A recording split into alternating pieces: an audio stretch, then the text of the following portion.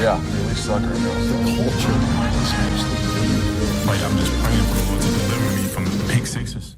As the new NFL season officially begins with the start of free agency, there are unfortunately some things we must go over. New rules. As with most things the league has done, it's allegedly meant to improve the game, but some of them have led to more controversy than not. One of these changes that totally won't cause this is the banning of the hip drop tackle. Any infraction called by officials will now be 15 yards and an automatic first down. Another judgment call penalty and a league plagued by them. Oh, wonderful. The replay booth can now review instances of roughing the passer and intentional grounding. But knowing how well the pass interference reviews went, my hopes aren't high. What could be ironically useful are the new kickoff rules. They had to do something about them. The kickoff had been relegated to nothing but touchbacks for the most part. If you watched the XFL this past year, there'll be a slightly modified version of them. The kicker kicks off at his 35-yard line, and the kickoff special teams line up at the opposing 40. All but two players on the return team line up at the 35-yard line, not to move until the ball is received by a returner. The goal for the kicking team is to hit it in the landing zone, between the 20 and the goal line. If the ball lands or goes out of the end zone for a touchback, the ball is spotted at the 30-yard line. If it goes out of bounds, it's spotted at the 40 like it was before. Onside kicks also must be declared, thus eliminating surprise onside kicks. We'll definitely be complaining about these things in the future, but their newest gift to us comes with 2 games on Christmas. Wednesday football is back after a 4-year hiatus. The NBA is seething in the corner. It's obvious the Cardinals are still rebuilding, and someone taking a passing glance at this organization can tell you that. As Kyler continues to revive his quarterback stock, there will be some additions to this foundation. For the defense, there's Mac Wilson, Justin Jones, and Sean Murphy-Bunting. On the O-line, Jonah Williams is here from Cincy. And as a backup quarterback, here's Desmond Ridder. I pray that he won't see the field for long stretches during his time in Arizona. The real question is what they do at number 4. Marvin Harrison Jr. should be there if they want a Maserati at wideout. Or do they trade down and get a potential haul depending on which quarterback is there? There's a lot of hype around J.J. McCarthy these days. There are more than a few quarterback-hungry teams that might make the jump. Marvin Harrison Jr., wide receiver, Ohio State. 4 picks, no chaos. It's so peaceful and calm. Everyone and their mother knew that the Cardinals were gunning for an elite weapon for Kyler, and they didn't just get him a new car, they got him a Maserati. Turns out no one wanted to trade 3 firsts to pick another QB. They'll settle for the man pegged as the top receiver of the class, one that harkens back to a certain individual named Larry. He was pretty good in the desert. Perhaps Marvin will be the same here? That mostly depends on Kyler's health, but if he doesn't pan out in Arizona, something has gone terribly wrong. The Arizona Cardinals select Darius Robinson, defensive tackle, Missouri. At this point, all you have to do is throw a dart in a gigantic billboard and you'll hit a need for the Cardinals. This is a deep remodeling down to the studs. Merely going best player available is the right choice to make. A guy like Darius Robinson can never hurt that effort. It's going to take a few years before Arizona can make a push, and Darius can develop in the process. Who knows? Maybe they strike gold with this one and get a gem. The increasingly painful rebuild shall continue on. This time they'll have a full season of Kyler Murray to show for it. Hopefully. Last year was suffering through an off-key Clayton tune. It can only get better. For the most part, the Cards are trying to build on the foundation that started to set at the end of last year. They were a team that bought in and played hard, but they lacked talent. They answered that somewhat by buying a Maserati. It may be parked next to a dilapidated trailer, but it's a start. I'm just more surprised that Buda Baker's still here. Thought he requested a trade about a year ago. None the matter, the goal is progress. Just keep pushing forward and the Cardinals will escape the Kingsbury rain from hell. Just do us all a favor and keep Kyler healthy, though. The last thing we need is more Desmond Ridder in the NFL. The Cardinals agree. As you can tell, things are a bit less linear than in the past. New suitors are eager to stake the claim from the usual suspects. Yet the ones at the top will only relinquish such honor from their cold, lifeless hands. I think this year is a little of both. The NFC East has always been a conference that changes hands every year, so the Eagles will reclaim it for themselves. As for the NFC North, different story. I say Detroit reclaims it, but a few teams are hot on their tail. The NFC South, the conference we wish could be a race, goes to Atlanta simply by no Arthur Smith. And the NFC West, barring horrific injury, will be San Francisco's to lose yet again. Wildcards are a much trickier guess, yet I believe that Green Bay, Dallas, and Chicago take them. There are more than a few teams that I consider for these 3 spots, so I'm not dismissing them at all. But the NFC's just weird like that. It'll probably be wonkier than I expect. I will tip my hat to the Cardinals. A healthy Kyler and some more talent has gotten them to compete with some of the elite of the league. And they're making Buffalo sweat a bit, upending a depleted defense to shock the world with a 10-point lead. They'll fight with everything they have. But this is what Buffalo wanted. Arizona failed to account for one thing. Josh Allen needed a bit to charge into a fire god. When he went Super Saiyan, it was over, disintegrating any unfortunate soul in his path. A golden arm and legs of destruction. He desires blood. Or Lombardi's. He'll accept a win today, but his bloodlust is insatiable. It became a drag race in the second half, yet Buffalo still has Josh Allen carrying the team like in the old days. It's enough to escape a perilous situation, regardless of Cardinal resolve. Murray will make a final charge and do everything to get back in, but it's too late. Not enough. Bills victorious. Arizona did well, at least. No shame in losing here. Buffalo's just desperate, it happens. I don't know how this could have gone any worse for the Rams. A team they usually own, and the Cardinals not only defeating them with ease, but teabagging their corpse until it respawns. This is Marvin Harrison Jr.'s show, and he's unleashing the full power. Everyone complained he didn't get the ball enough last week. He's gonna be fed to his fancy. He's drag racing his Maserati down the sidelines. He's doing burnouts and intersections in the Daytona infield for all I care. LA couldn't lay a finger on him, or Kyler, or James Conner. A potent offensive combination that leads Arizona to their most dominant win in years. A team showing true improvement, even if it is against the hobbled Rams team. Did you like Cooper Kupp's revival, boys? It's gone. Maybe for a bit. The whole team's in a morgue about to be cremated. A nightmare game of nightmare games. You guys are gonna need therapy for this one. Look at this matchup and see 2 of the sexiest options in the young football season. Detroit sheer balls against Arizona's slippery exterior. Who wins out in the end? The one we expected to at the start of the year. This should be no shame to Arizona, but throughout these 60 minutes, the Lions were the better team. That can't be denied. In terms of their offensive firepower and ability to limit Kyler's effectiveness for long stretches, the Cardinals were just outmatched. That won't do it. Detroit's lateral hooks before the end of the first half will put this out of reach. Even then, despite the Motor City's win, they still look iffy as hell in more than a few aspects. Their offense stalled out repeatedly in the second half. Arizona had them in a bind. Jared Goff suddenly can't stop throwing picks, and the aggression of Dan Campbell's 4th down approach isn't paying off like it used to. It won't be scrutinized heavily since the Lions defense did the same in kind to Kyler and the Cards, but it's something to consider in later dates. Detroit hasn't been dominant, just dancing through the raindrops. Hopefully they'll get back to past form. A 2-1 start's at least a good one. Marks would agree it's time we have an honest conversation about the commies. Are they good? Really? Washington and good go about as well together as Dan Snyder and integrity. They're seizing the means of winning. Proves that even you can change your lot in life. All it takes is a complete overhaul of the organization and fresh blood injecting tremendous skill into the roster. Jaden Daniels continues his early tear throughout the league, taking whatever resistance Arizona had and swatted it away with ease. The Cardinals are trying to take baby steps. Here comes the Predator to swallow Kyler and company whole. A long sleeping giant is being awoken. The fan base is crawling out of emergency shelters everywhere, flooding Arizona with a sea of red. A new dawn for a new age. Leading the NFC East. Future may be closer than you think. Keep Jaden healthy, Washington. Don't make the same mistakes as you did in the past. San Francisco is at a critical juncture. Despite expectations at an all-time high and talent rivaling that of immortality, the gods do not take kindly to what they see as a threat. Begin the torture with a swelteringly hot day in Santa Clara. A 100-plus degree heat index is only the appetizer to their fencing.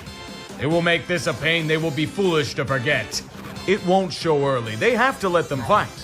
The 49ers are taking the Cardinals to task and are running away with a sure win like this blocked field goal for 6 points.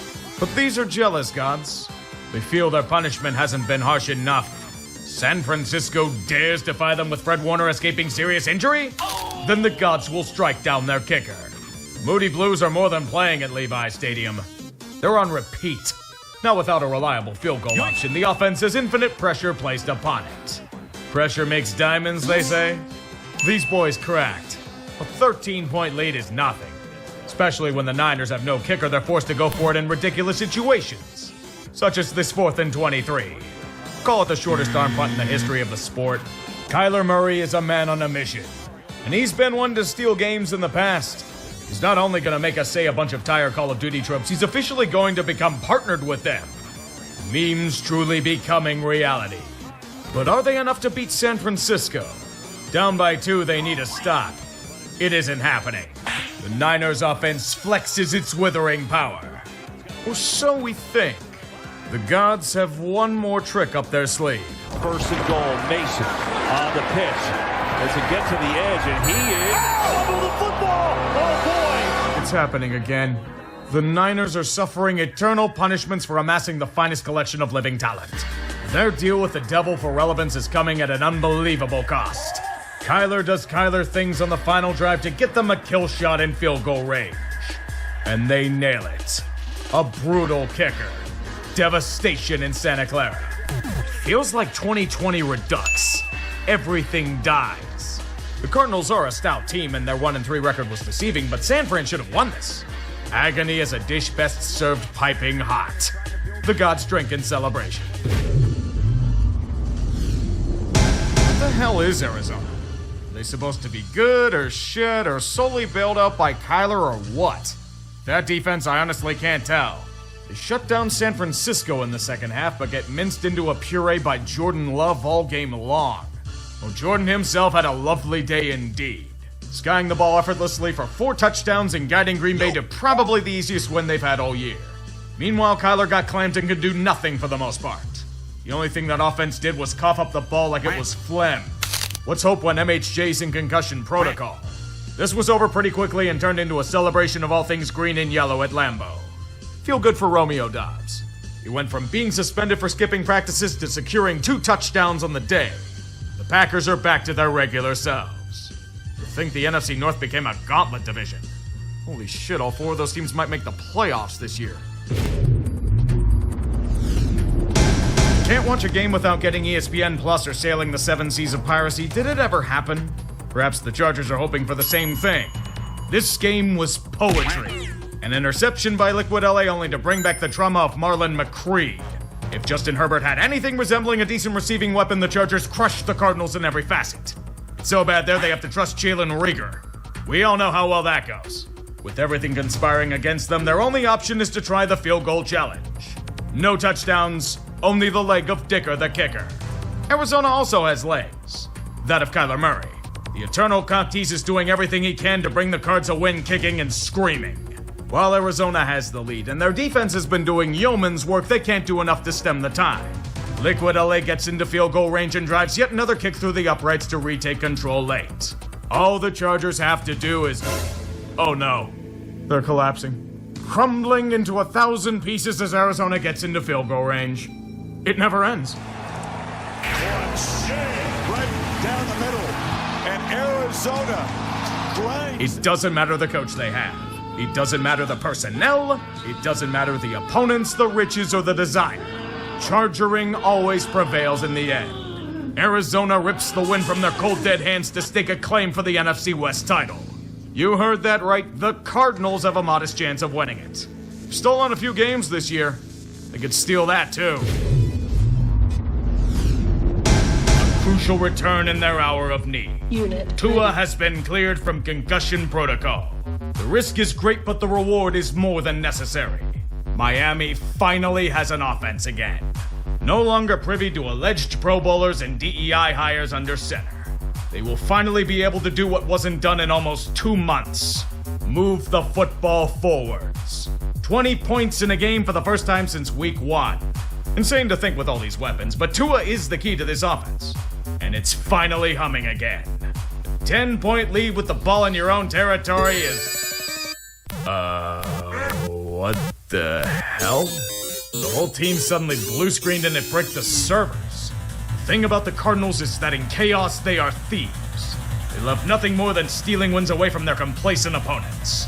Miami, here's where you learn that Tua returning only solved one of your problems. There are many. Mainly the fact that the Dolphins' defense has the effectiveness of a broken condom. Kyler and MHJ out here making magic happen between the white lines, and boom, you're so fucked you're 4 months pregnant by proxy. Their only way to win was to outgun them. With the Cardinals' defense stuffing them on the final drive, Miami will have to make a stop. Any kind of stop. Any. No? Then enjoy this horrible dagger from the stone of defeat.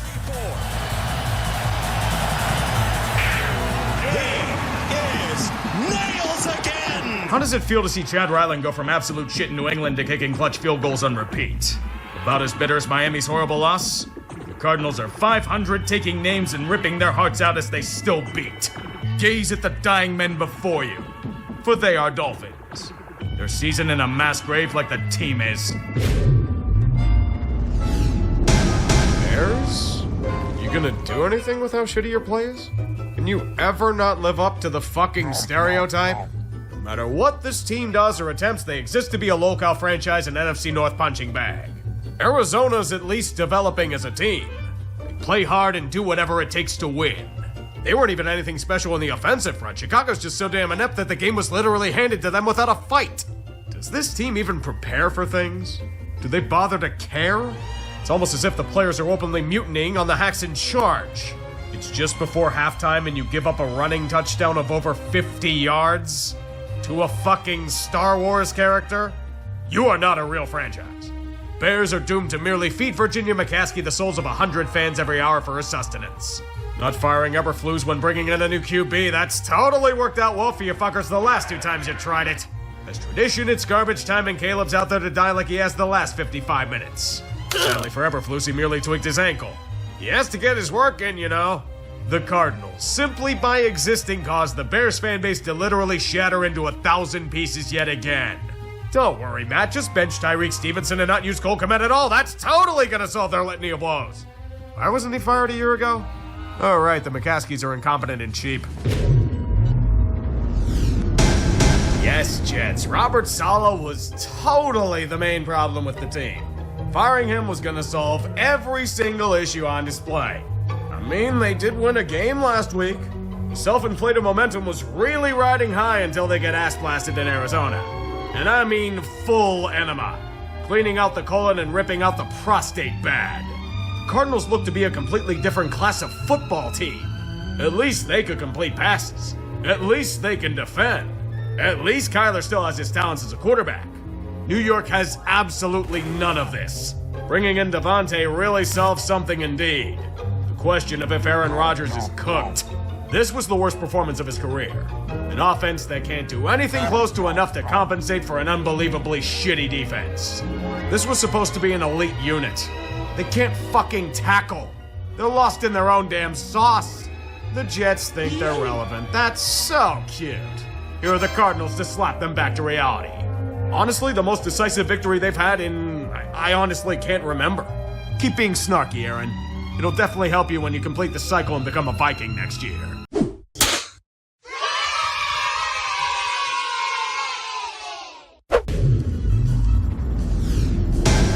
This was a game. That's all I'm gonna say about that. In what's looking to be standard operating procedure in most of these contests, both offenses played like complete shit. Defense is merely crushing the little bits of straw and string being thrown at them in vain. Endless failed drives with the occasional field goal by Arizona. Seattle had one strong push, and apparently all they need is for Jackson Smith and Jigba to carry this team on his back. Yet this duel came down to one play and one alone. On a 4th and short, Kyler thought he was Kareem and skyhooked a ball 5 feet over the receiver into the loving hands of a disciple of Boom. He took it the other way for 6. Oh, Kyler, why are you such a total cock tease to us all? This offense wasn't doing much of anything, particularly in the red zone. So congratulations to the 12s on their win, I think? The defense finally got it together at least. Know how awful the NFC West has become? The Seahawks now lead it. A team that was dead in the damn water after pissing away the Rams contest now controls their own destiny. This division has become the epitome of ass. The only saving grace is that the NFC South is just as bad.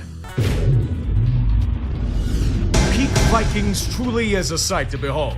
Shades of 2022 dancing through a barrage of raindrops. We've got some bad football taking place in Minnesota. Repeatedly failed opportunities to do anything for either side, but especially the Vikings. What the hell is happening here? I know you strike me as a team that's gonna get smacked around in the wild card, but like this? Arizona's treating them like child's play. Stretching out to a 13-point lead in the second half, it's turning into a disaster beyond comprehension. The Skull Channers want blood, particularly of whatever this offense is supposed to be. However, they fail to understand a few things. First, the Vikings are never what we call normal. Secondly, the Cardinals are mercurial as all hell, even from game to game. What that equates to is peak football. At least from a shit show point of view. Minnesota's offense will finally, and I mean finally, be able to generate significant production down the field of play. A needed touchdown. And the reward is Kyler Murray trying to make poison out of nothing. He succeeds. I think Green Bay and Detroit were cackling like hyenas 5 minutes earlier. Now, the Vikings power forward and take care of business with a field goal to get within 3. They just have to stop the Cards again and the advantage is theirs. But it's a long drive. They're near the goal line. The Cardinals can do it. But then comes a false start and intentional grounding to force a field goal. Advantage Vikings. This Cardinal defense crumbles into a paper ball. No answers for Addison or Jefferson. Today's death of the Arizona franchise is at hand. And Aaron Jones will drive the dagger as the Vikes do the unthinkable. Take the lead. Kyler doesn't have the proper loadout for this final drive, and the contest finishes with a dud. What the hell was this, Arizona? The Vikings didn't even have a running game. This was your chance to keep up in the NFC West, and you blew it. Minnesota dodges every single collapsing boulder above them and stands tall at 10-2. It's an insanely suspect 10-2, but all you have to do is make the dance to have a chance. Now about managing to play a full 60 minutes. It's that time of the year again, when the playoffs start to peek into the picture and we discuss the scenarios at hand. The NFC's a bit tighter. The Motor City currently leads the pack, but Philly's hot on their tail. The division ranks are pretty safe otherwise. Seattle and Atlanta hold claim to some very weak conferences this year. That means Minnesota and Green Bay have the potential to feast if the cards fall right for them. Washington got off a cold streak and comfortably hold the final seed in the meantime. At 6-6, the Bucks, Cardinals, and Rams still have a shot, especially in their divisions. Meanwhile, San Francisco, Dallas, and New Orleans are clinging on for dear life. And I mean it. There's been a lot of disappointment for teams this season, but there's still a chance they remembered the rules. Don't get eliminated!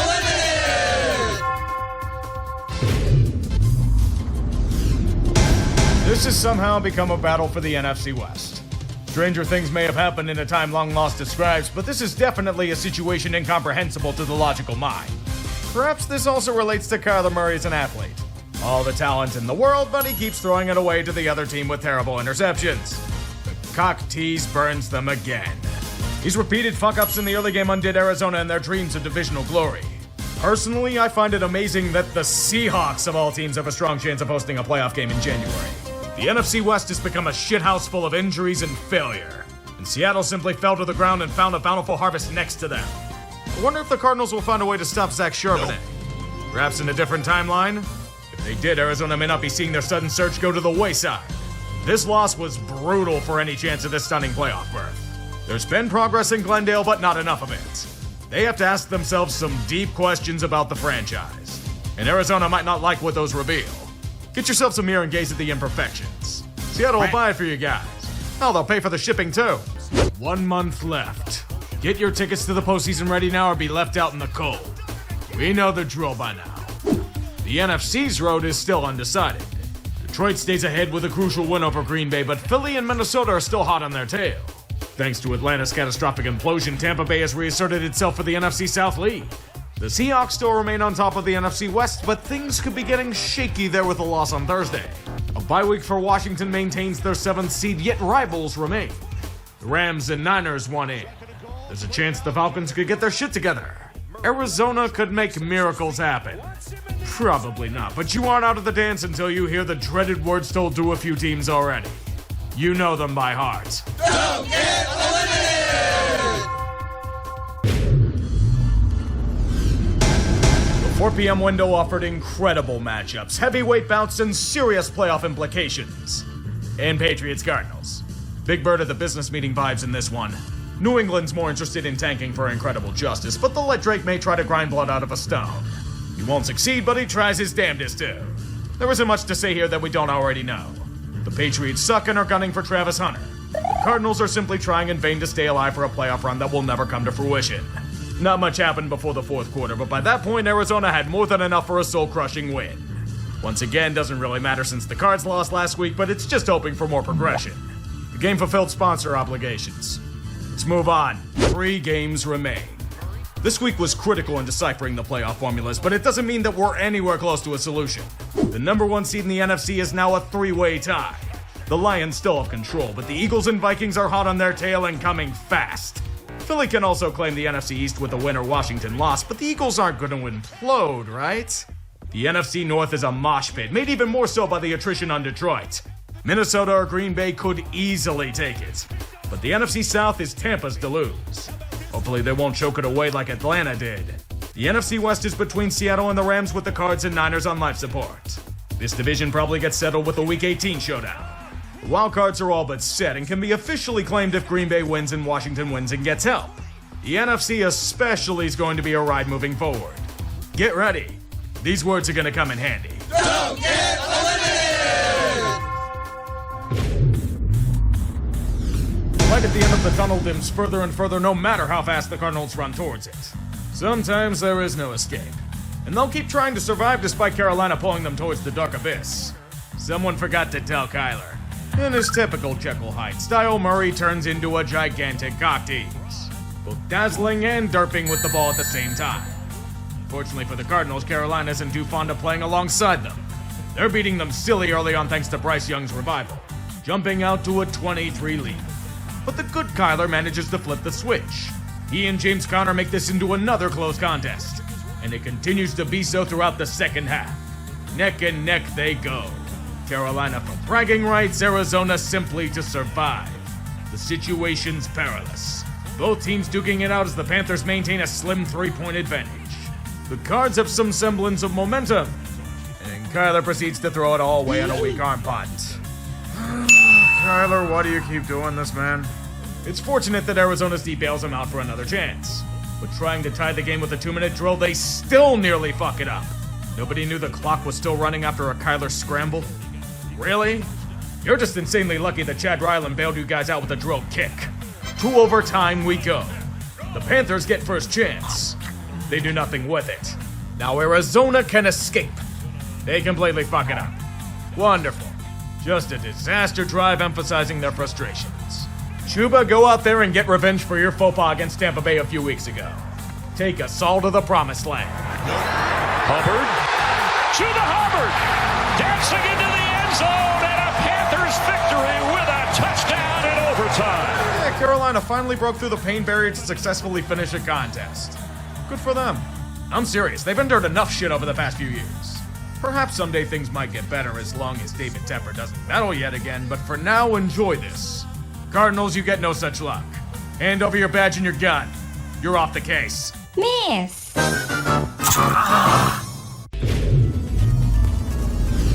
think the last time these two met, the Rams were all but dead to rights with an injury report rivaling the Lions of today. Now with LA having everything to lose, it becomes an ungodly slog like most games so far this week. Both offenses sloppy and sluggish. Arizona at least has the legendary inconsistency excuse. What the hell's the Rams' problem? Is the attrition on their O-line that bad for them these past few weeks? Sure, they have a 10-point lead, but LA's reeking of a first-round exit with performances like this. Their defense can't keep performing miracles, and it's only a 4-point game in the fourth quarter. This is where Kyler can prove himself as the Cardinals' future. We've long been waiting for him to take that next step. He's driving this offense with authority. To an arm punt. Oh, god damn it, Kyler. The Rams offense can't do anything with the opportunity. And thanks to said offensive incompetence, the Cards are charging forward in the waning moments. Kyler skimming the top off this defense in an alarm to the few people who aren't watching bowl games. This is Arizona's chance to spoil. You try for a field goal, but that blocked extra point from earlier is rearing its ugly head. Even better, just kill them off for the night. Pay dear Seattle a favor in the process. Murray's going to throw it to the end zone, up in the air, and intercepted! Oh, for fuck's sake, Arizona! Kyler sniped a headshot to perfection, but friendly fire was on. You boys have been practicing this for how long and you still fuck it up? You gotta execute there. Just like your season was executed on the spot.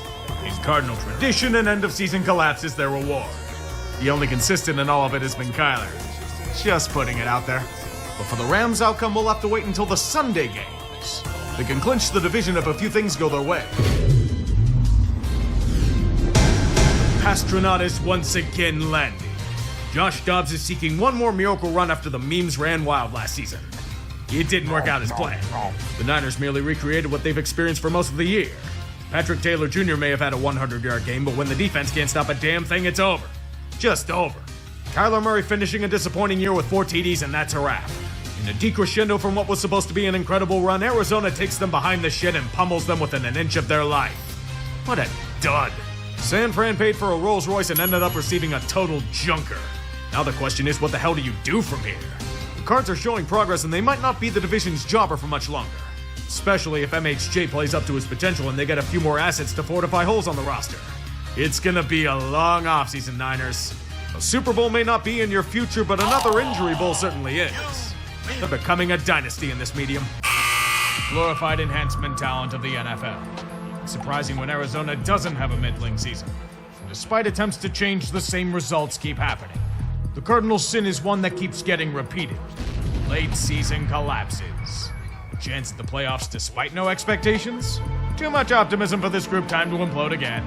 It is improvement over the past few seasons, but there has to be an empty feeling after such a campaign. Slowly but surely, that grumbling in their stomach might be forcing them into an inconvenient truth. Is Kyler really the guy that'll take Arizona where they want to go? He has incredible talent, but he's a cock tease who randomly falls apart at the worst possible times. The inconsistency of him leads to the inconsistency of the franchise. A group eager to reassert themselves but trip on a rock when it matters. Maybe things change once Kyler finally gains chemistry with Maserati Marvin, but they can't just rely on Trey McBride for every single thing. They're making progress, but they need more. It's the only way they can break out of this curse.